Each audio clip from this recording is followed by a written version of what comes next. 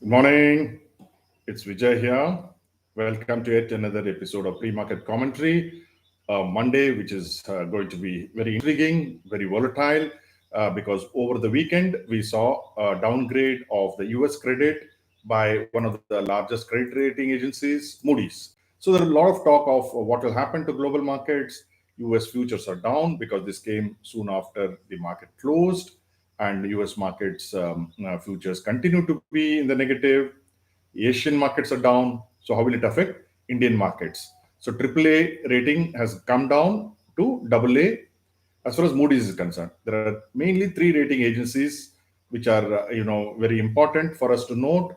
And Moody's is one, S&P 500, S&P is another one, and Fitch is the third one. So is this the first time downgrade is happening? No.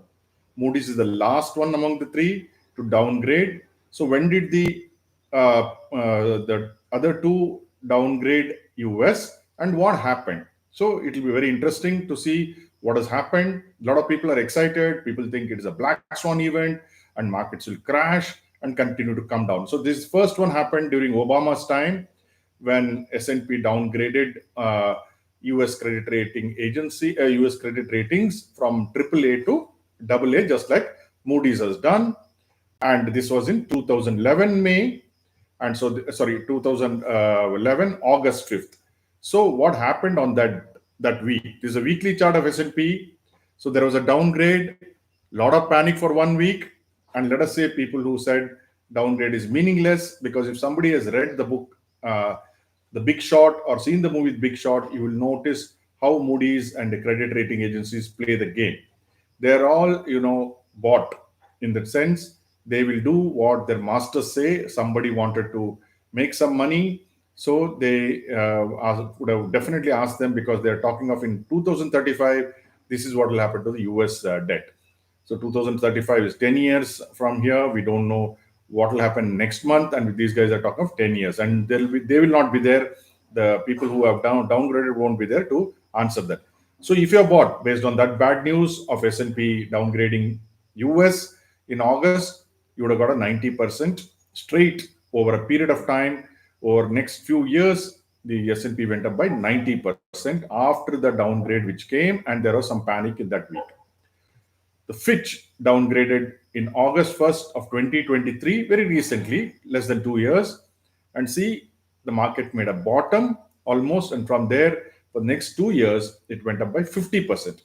So as far as S&P is concerned, it went up by 90% after the initial panic. Fitch, it went up by 50%.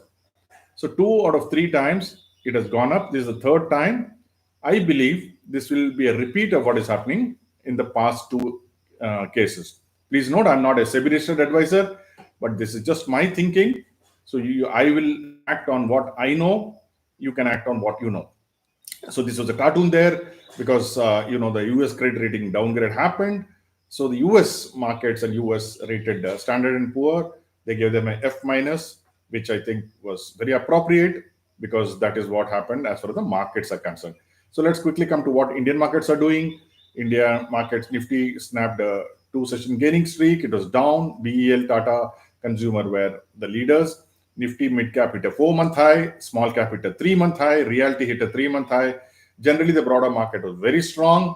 Again, close to 2.5:1 advanced decline. Energy hit a 4-month high, autos 4-month high, and surprisingly, Nifty FMCG closed in the green, and IT closed in the red, which is expected. Top sector loser was HCL Tech and Infosys. What are the cues this morning? Of course, the cue this morning will be the downgrade. On Friday, Dow Jones went up by 332 points, S&P went up 0.7%, Nasdaq was 0.5% high.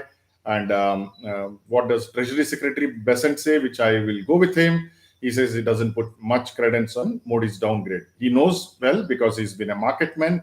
He knows how these rating agencies manipulate. So he's speaking the truth. Gold prices fell over 1% on Friday. Today it is up because of the downgrade. Spot silver is down to around 32. Dollar index is steady at 100.7.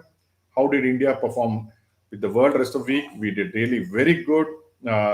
S&P 500 was the biggest gainer at 5.27. We were second at 4.2. So very creditable last week, India versus rest of week. Then what happened on Friday in terms of the institutions? Institutions bought a net buying of 14,000 crores. It looks tremendously large, but you'll have to take out 8,500 crores because Singtel sold. So these institutions would have bought from Singtel. So even if you take out 8,500 crores, we still have around 5,500 crores net purchases from the market, which means again the ultra high net worth individuals, the PMS and other guys were selling, and the retail crowd, the so-called smart crowd is selling, whereas the real smart crowd is buying. I keep repeating. So this is what is happening, slow and steady. In terms of, even if you take in terms of a weekly, data, last week FIs and DIs combined about 25,000 crores. 25,000 crores, which means it has been sold by the Indian retailers, ultra high net worth individuals, and so on and so forth. Earnings scorecard over the weekend: India Glycols, Delivery, Kalpataru projects, and Divis Lab with very good results.